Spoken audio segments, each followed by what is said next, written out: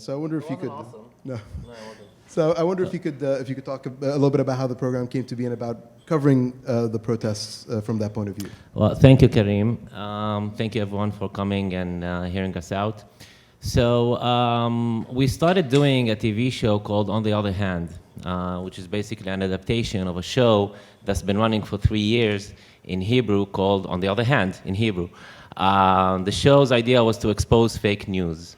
When we started doing the show in Arabic on the Arabic-speaking channel on the Israeli Broadcasting Corporation, and I was selected to be the host of that show, I was shocked. I couldn't believe it. And we did the pilot, and in that span from between doing the pilot to actually airing the show, it took 4 months, and I just couldn't believe that they're gonna let me be on air every day criticizing the establishment. So we did that, and that pretty much quickly made me, somewhat of a hero to the Palestinian people, but a huge villain to the Israelis. So it was a lot of challenge, and I think that... Not all of us. Oh, thank you, Maya. You mind too? I'm your fan too.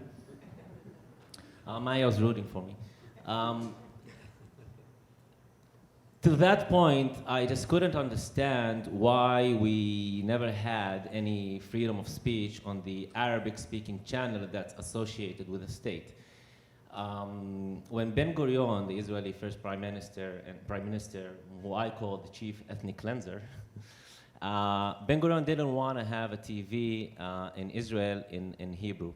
He didn't want to corrupt the youth. But he did want to have a TV channel in Arabic so they could spew propaganda to the Middle East. That was back in the 60s. Problem is,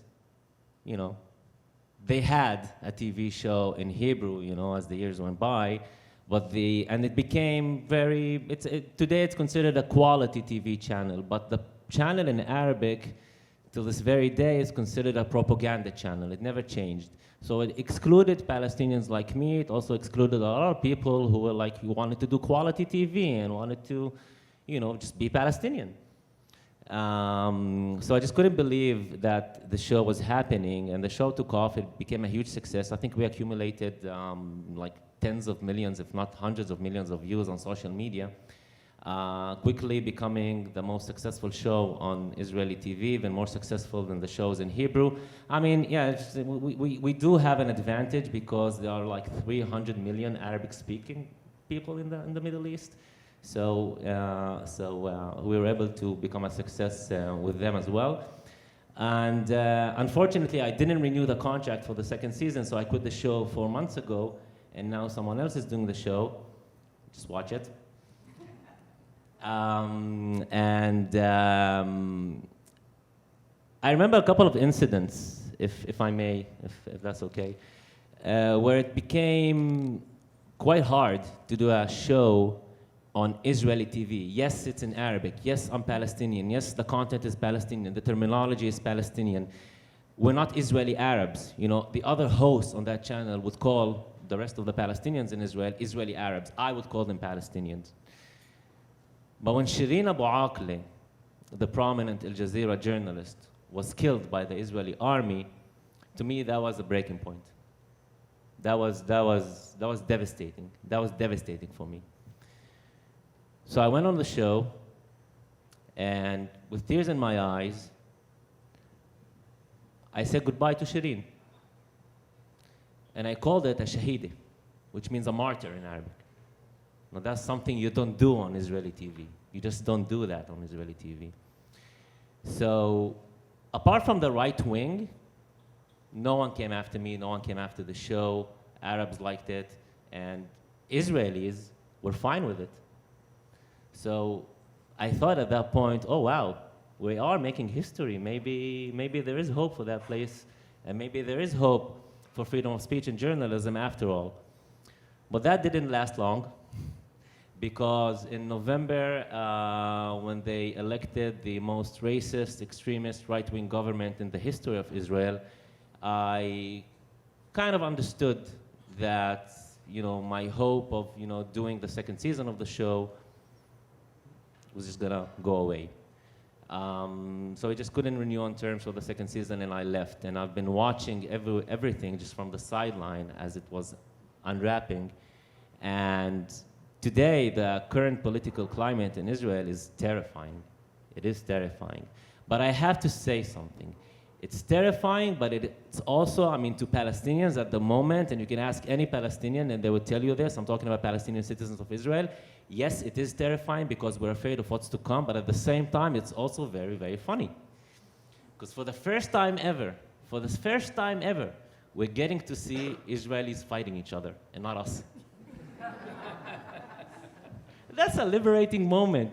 So before they start lynching us in the streets, they're just like, you know, doing it to each other, or about to do that to each other at the moment.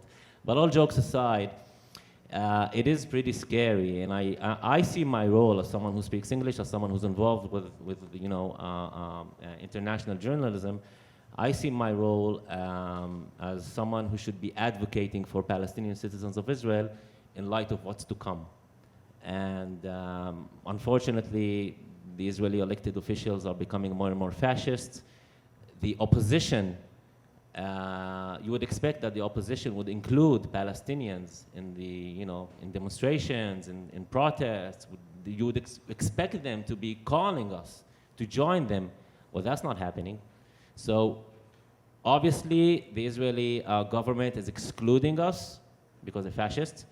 And at the same time, the opposition, the people who are leading or are a part of, you know, the movement against the actions and the so-called judicial reform, which is actually just a judicial coup, they're not asking us to join them. And when we do ask to join, some of my peers, some of my colleagues, some of people I know have been asking to join these demonstrations, they would immediately be countered, well, no, but that's not the time to raise the Palestinian flag. That's not the time to talk about your identity. That's not the time to talk about the occupation. It's always the time to talk about the occupation, you know?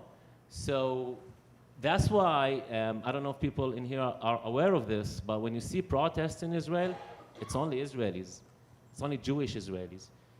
It's not Arabs who are protesting with them, although we are the ones that will pay the biggest price of all when they do what they want to do, when their plan comes through.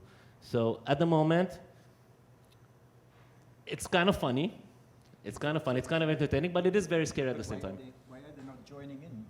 I mean, shouldn't there be some kind of solidarity? Well, I mean, okay, so you're a Palestinian, Carlos. Let's say you're a Palestinian.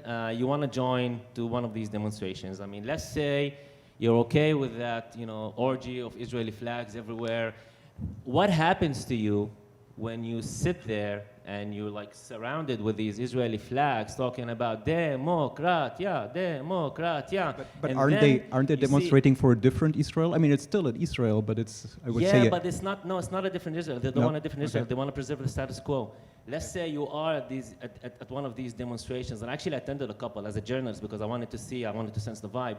Let's say you attend one of these demonstrations, and then you see generals, one after the other, you know, going on stage and saying, I fought for this country. I fought for democracy. To Palestinian ears, that means, I killed Arabs. I killed Arabs. This is not what I killed Arabs for, you know? So how could you join that?